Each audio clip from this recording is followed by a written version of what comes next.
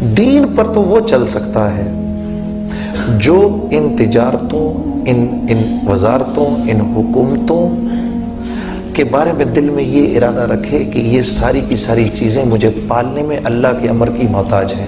یہ آسانی سے نہیں ہوتا، یہ چیز آسانی سے نہیں ہوتی۔ اس کے لیے تو موت تک نفس اور شیطان سے جھگڑا ہے۔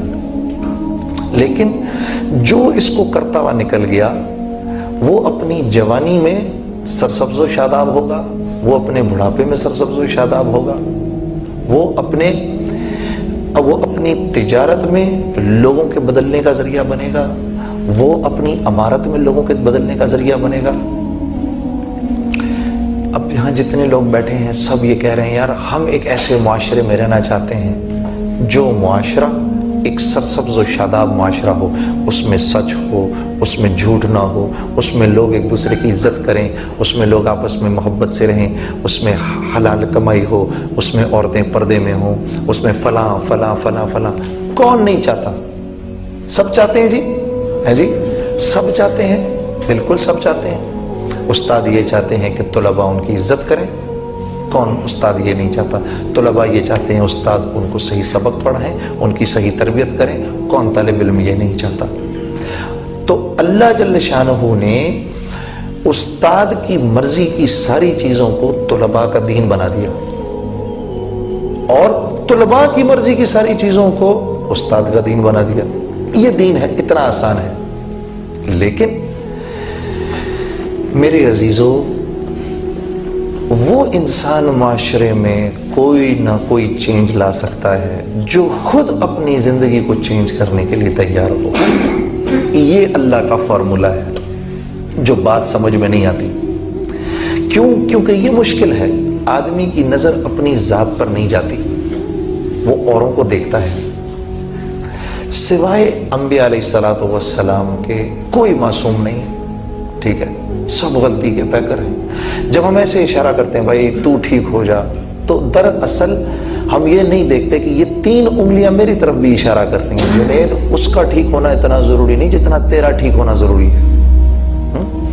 تو جب آپ اپنی ذات کو ٹھیک ہونے کے لیے، آپ اپنی ذات کی تربیت کے لیے اپنے آپ کو پیش کریں گے، تب اللہ جل شانہ آپ کو اوروں کی ہدایت کا ذریعہ بنائیں گے۔ یہ ایسے ہی ہے کہ یہاں کالج میں آپ لوگوں نے اپنے آپ کو پیرامیڈکس کے سبجیکٹ میں ٹریننگ کے لیے پیش کیا ہے۔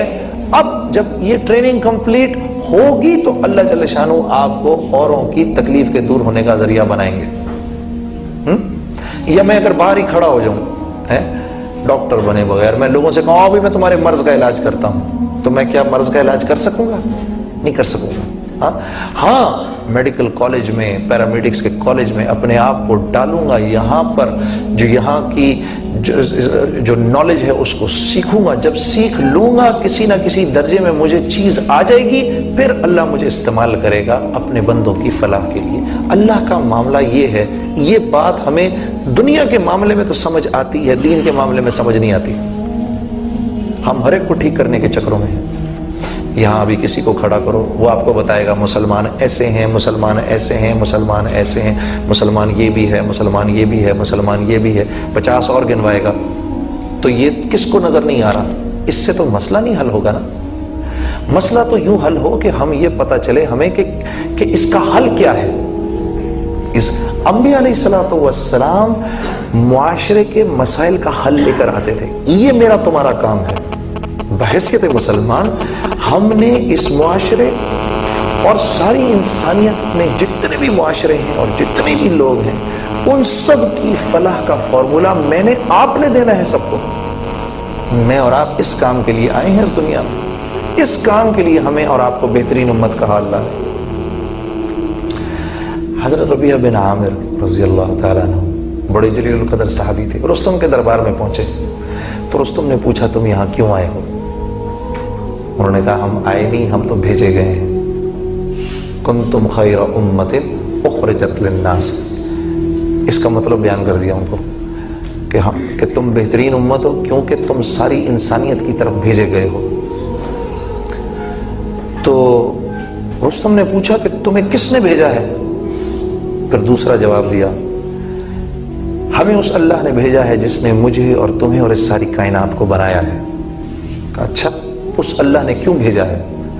کہا اس لیے بھیجا ہے۔ 3 جواب دیے جو کہ میرے تمہارے لیے، ہر آنے والے مسلمان کے لیے اس دنیا میں راہ عمل ہیں۔ کیا 3 جواب دیے؟ پہلا جواب، اس اللہ نے ہمیں اس لیے بھیجا ہے تاکہ ہم لوگوں کو انسانوں کی غلامی سے نکال کر ایک اللہ کی بندگی میں کھڑا کر سکیں۔ اللہ نے ہم کو اس لیے بھیجا ہے تاکہ ہم لوگوں کو دنیا کی مشکلات سے نکال کر اسلام کی وسعتوں میں داخل کر سکیں، تاکہ ہم لوگوں کو ظالموں کی بے اعتدالیوں سے نکال کر اسلام کے عدل میں کھڑا کر سکیں۔ ہم اس لیے بھیجے گئے ہیں۔ یہ 3 کام ہیں ہمارے، یہ ہمارے اس دنیا میں آنے کا مقصد ہے۔ یہ مقصد ڈاکٹر کے آنے کا بھی ہے، انجینئر کے آنے کا بھی ہے، پرنسپل کے آنے کا بھی ہے، اسٹوڈنٹ کے آنے کا بھی ہے، ٹیچر کے آنے کا بھی ہے، تاجر کے آنے کا بھی ہے، یہ بادشاہ کے آنے کا بھی ہے۔ لا الہ ہے کیا؟ سب سے پہلے تو میری اپنی ذات کی نفی ہے، میرے اپنے نفس کی نفی ہے، وہ مجھ سے ہوتی نہیں، کیونکہ اپنے آپ کو میں پرفیکٹ سمجھتا ہوں۔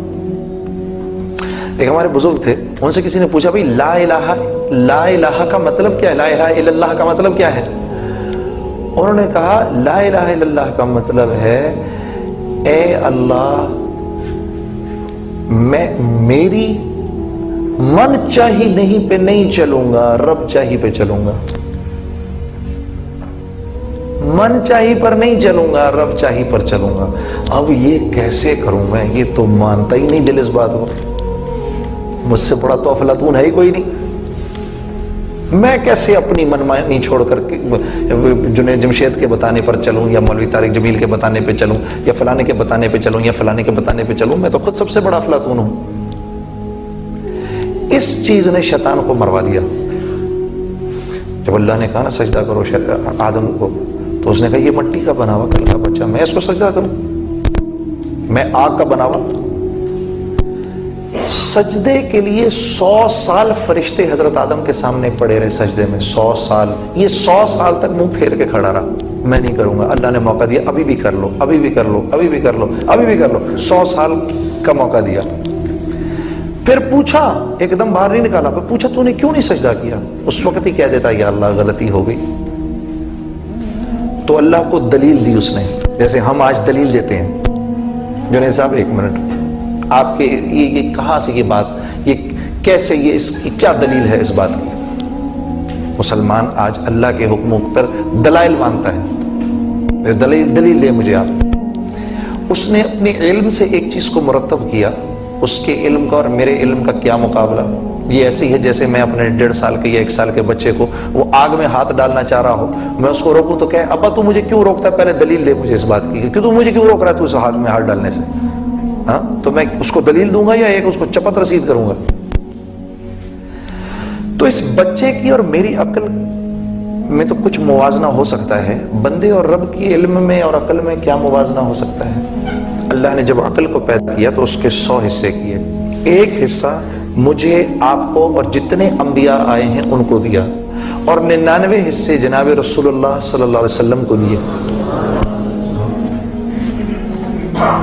تو ہم اپنے علم سے اللہ سے پوچھ رہے ہیں اللہ اس بات کی کیا دلیل ہے؟